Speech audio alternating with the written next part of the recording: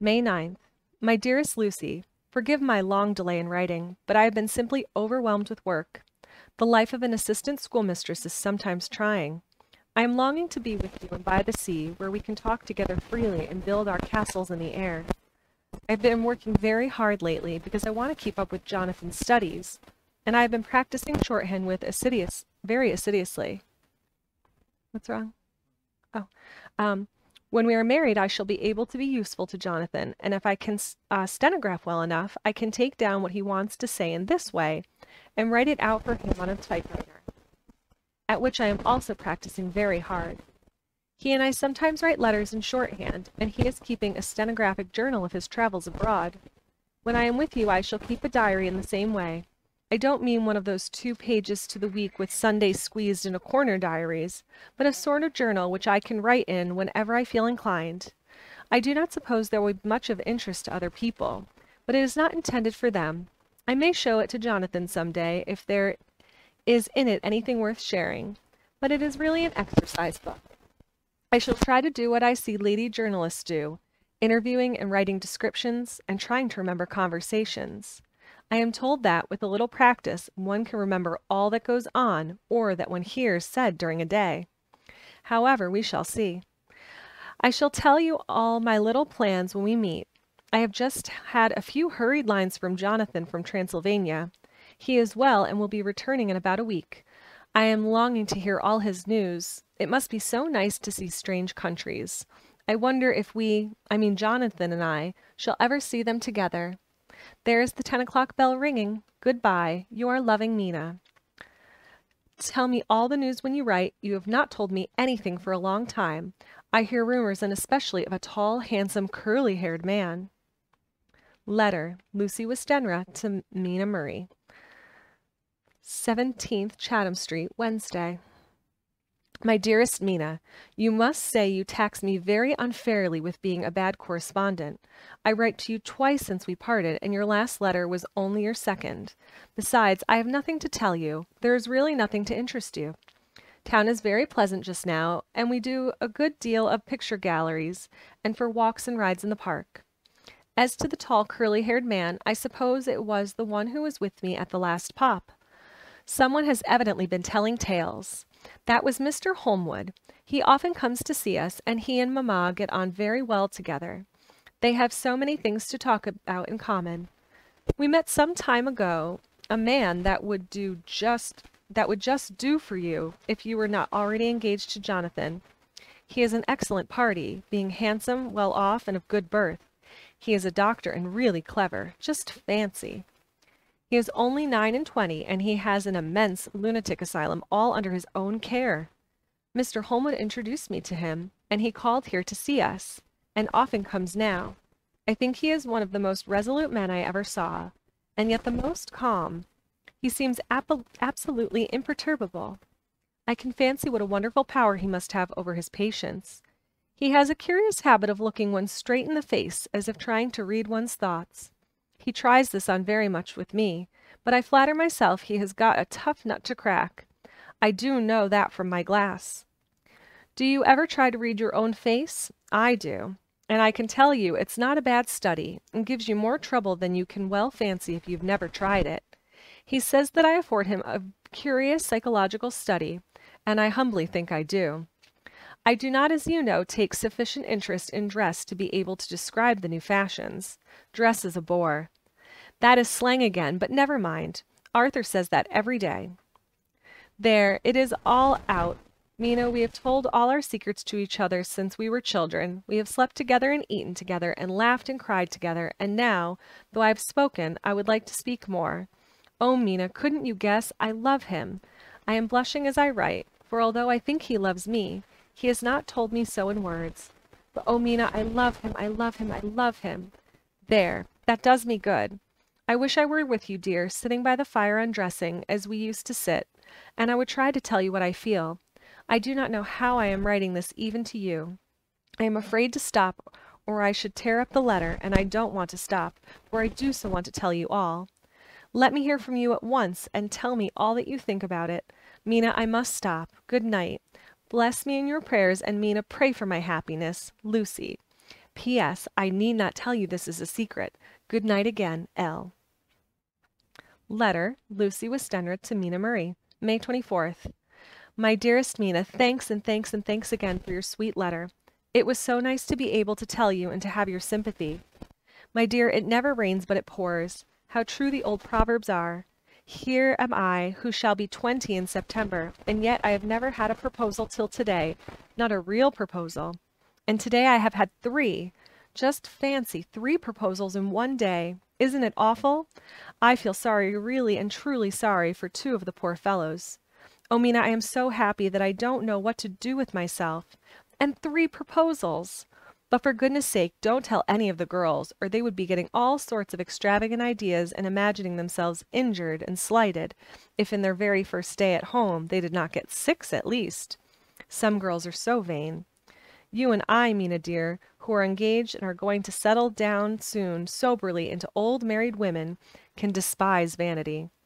Well, I must tell you about the 3, but you must keep it a secret, dear, from everyone, except of course Jonathan. You will tell him, because I would, if I were in your place, certainly tell Arthur. A woman ought to tell her husband everything, don't you think so, dear? And I must be fair.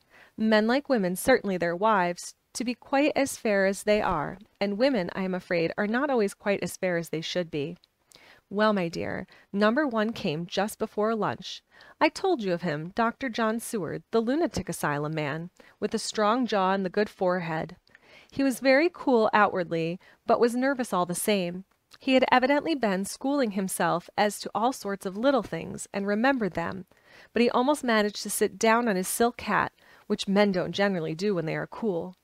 And then, when he wanted to appear at ease, he kept playing at a lancet in a way that made him nearly scream. He spoke to me, Mina, very straightforwardly. He told me how dear I was to him, though he had known me so little, and what his life would be with me to help and cheer him. He was going to tell me how unhappy he would be if I did not care for him. But when he saw me cry, he said that he was a brute and would not add to my present trouble. Then he broke off and asked if I could love him in time, and when I shook my head, his hands trembled, and then with some hesitation he asked me if I cared already for anyone else. He put it very nicely, saying that he did not want to wring my confidence from him, but only to know, because if a woman's heart was free, a man might have hope. And then, Mina, I felt it a sort of duty to tell him that there was someone. I only told him that much, and then he stood up and looked very strong and very grave, as he took both of my hands in his and said he hoped I would be happy, and that if I ever wanted a friend I must count him one of my best. Oh, Mina dear, I can't help crying, and you must excuse this letter being all blotted. Being proposed to is all very nice and all that sort of thing, but it isn't at all a happy thing when you have to see a poor fellow, whom you know loves you honestly, going away and looking all broken-hearted, and to know that no matter what he may say at that moment, you are passing quite out of his life. My dear, I must stop here at present. I feel so miserable, though I am so happy. Evening. Arthur is just gone, and I feel in quite better spirits than when I left off, so I can go on telling you about the day. Well, my dear, number 2 came after lunch. He is such a fine fellow, an American from Texas, and he looks so young and so fresh that it seems almost impossible that he has been to so many places and has had such adventures. I sympathize with poor Desdemona when she had such a dangerous stream poured in her ear, even by a black man. I suppose that we women are such cowards that we think a man will save us from fears, and we marry him. I know now what I would do if I were a man and wanted to make a girl love me. No, I don't, for there was Mr. Morris telling us his stories, and Arthur never told any, and yet, my dear, I am somewhat previous. Mr. Quincy P. Morris found me alone. It seems that a man always does find a girl alone.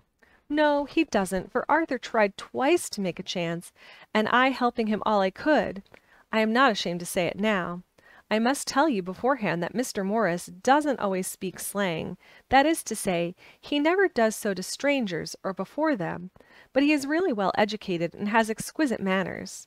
But he found out that it amused me to hear him talk American slang, and whenever I was present, and there was no one to be shocked, he said such funny things. I am afraid, my dear, he has to invent it all, for it fits exactly into whatever else he has to say. But it is a way slang has. I do not know myself if I shall ever speak slang. I do not know if Arthur likes it, as I have never heard him use any as yet.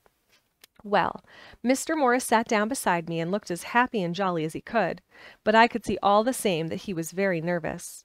He took my hands in his and said ever so sweetly, "Miss Lucy, I know I ain't good enough to regulate the fixin's of your little shoes, but I guess if you will wait till you find a man that is, you will go joinin' them 7 young women with the lamps when you quit. Won't you just hitch up alongside me and let us go down the long road together, drivin' in double harness?" Well, he did look so good-humored and so jolly that it didn't seem half so hard to refuse him as it did poor Dr. Seward. So I said as lightly as I could that I did not know anything about hitching and that I wasn't broken to harness at all yet. Then he said that he had spoken in a light manner, and he hoped that, if he had made a mistake in doing so, on so grave, so momentous an occasion for him, I would forgive him. He really did look serious when he was saying it, and I couldn't help feeling a bit serious too.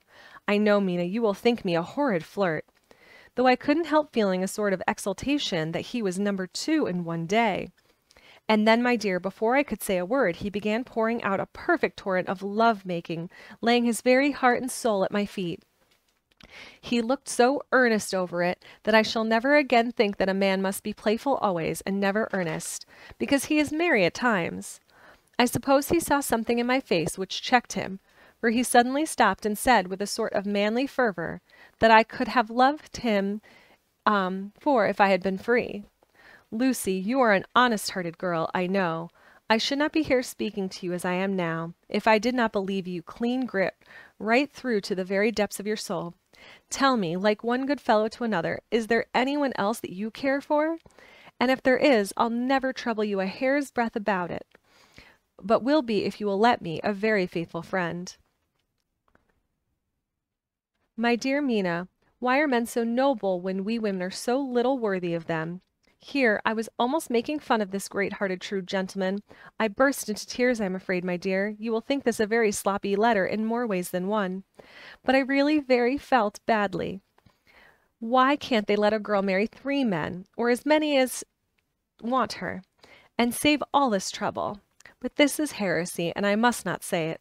I am glad to say that, though I was crying, I was able to look into Mr. Morris's brave eyes and told him out straight, yes, there is someone I love, though he has not told me yet that he even loves me. I was right to speak to him so frankly, for quite a light came into his face, and he put out both of his hands and took mine. I think I put them into his, and said in a hearty way, That's my brave girl.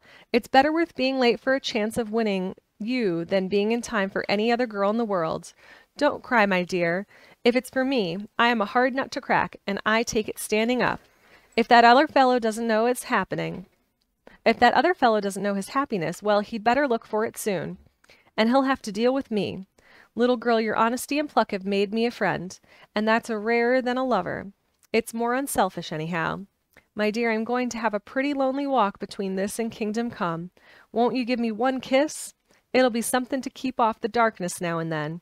You can, you know, if you like, for the other good fellow, he must be a good fellow, my dear, and a fine fellow, or you would not love him, hasn't spoken yet. That quite won me, Mina, for it was brave and sweet of him, and noble, too, to a rival, wasn't it? And he's so sad, so I leant over and kissed him. He stood up with my hands in his, and he looked down into my face. I'm afraid I'm blushing very much. He said, little girl, I hold your hand and you've kissed me, and if these things don't make us friends, nothing ever will. Thank you for your sweet honesty to me, and good-bye. He wrung my hand, and taking up his hat, went straight out of the room without looking back, without a tear or quiver or pause. And I am crying like a baby. Oh, why must a man like that be made unhappy when there are lots of girls about who would worship the very ground he trod on? I know I would if I were free. Only I don't want to be free, my dear. This quite upset me, and I feel I cannot write of happiness just at once after telling you of it, and I don't wish to tell of the number 3 till it can be very happy. Ever your loving Lucy. P.S. Oh, about number 3. I needn't tell you of number 3, need I? Besides, it was all so confused. It seems only a moment from his coming into the room till both his arms were round me, and he was kissing me. I am very, very happy, and I don't know what I have done to deserve it. I must only try it in the future to show that I am not ungrateful for all his goodness to me in sending to me such a lover, and such a husband and such a friend. Good-bye. Dr. Stewart's diary, kept in phonograph. 25th of May. Ebb tide and appetite today. Cannot eat, cannot rest, so diary instead. Since my rebuff of yesterday, I have a sort of empty feeling. Nothing in the world seems of sufficient importance to be worth the doing. As I know that the only cure for this sort of thing was work, I went down amongst the patients. I picked out one who has afforded me a study of much interest. He is so quaint in his ideas, and so unlike the normal lunatics, that I have determined to understand him as well as I can. Today I seem to get nearer than ever before to the heart of this mystery.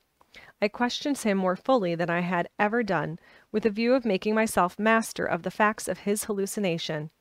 In my manner of doing it there was, I now see, something of cruelty. I seemed to wish to keep him to the point of his madness, a thing which I avoid with the patients as I would the mouth of hell.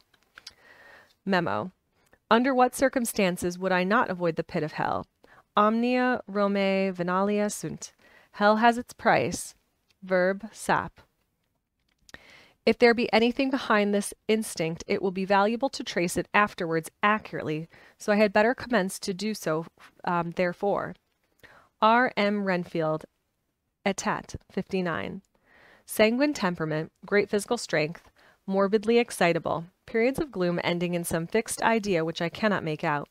I presume that the sanguine temperament itself, and the disturbing influence, end in a mentally accomplished finish. A possibly dangerous man, probably dangerous if unselfish. If selfish men, caution is as secure an armor for their foe as for themselves. What I think on this point is, when self is the fixed point, the centripetal force is balanced with the centrifugal. When duty, a cause, etc., is the fixed point, the latter force is paramount, and only accident or a series of accidents can balance it. Hi, Melanie. How are you? Welcome. All right. Next bit of chunk. Letter, Quincy P. Morris to the Honorable Arthur Holmwood. 25th of May. My dear Art, we've told yarns by the campfire in the prairies, and dressed one another's wounds after trying a landing at the Marquesas, and drunk healths on the shore of Titicaca. There are more yarns to be told and other wounds to be healed, and another health to be drunk. Won't you let this be at my campfire tomorrow night? I have no hesitations in asking you, as I know a certain lady is engaged to a certain dinner party, and that you are free. There will only be one other, our old pal at the Korea, Jack Seward. He's coming too, and we both want to mingle our weeps over the wine cup, and to drink a health with all our hearts to the happiest man in all the wide world, who has won the noblest heart that God had ever made, and the best worth winning. We promise you a hearty welcome and a loving greeting, and a health as true as your own right hand. We shall both swear to leave you at home if you drink too deep to a certain pair of eyes. Come, yours as ever and always, Quincy P. Morris. Telegram from Arthur Holmwood to Quincy P. Morris. 26th of May. Count me in every time. I bear messages which will make both your ears tingle. Art.